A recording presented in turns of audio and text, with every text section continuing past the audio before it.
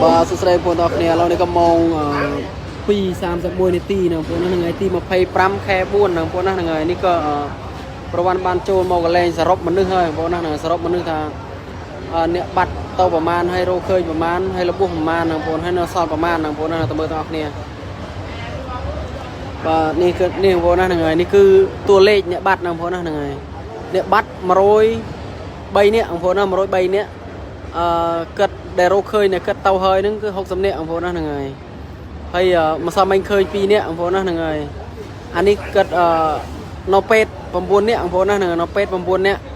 ហើយនៅសល់ទៀត32នាក់បងប្អូនណាហ្នឹងហើយ32នេះបើសិនថា2នេះត្រួតដឹងថាគិតនៅផ្ទះនៅណានៅណី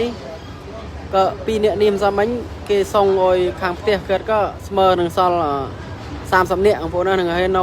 អត់សរុបអ្នកដែលថាគិតអត់បានចុះឈ្មោះចូលធ្វើនឹងបរិស័ទណាបងប្អូនណាហ្នឹងហើយអានេះក៏ប្រវត្តិចូលមកកន្លែងបងគិតខាងបងនេះបើបងអត់អនុញ្ញាតអត់បានចូលមកទេណាបងប្អូនណានឹងមេធំណាបងប្អូន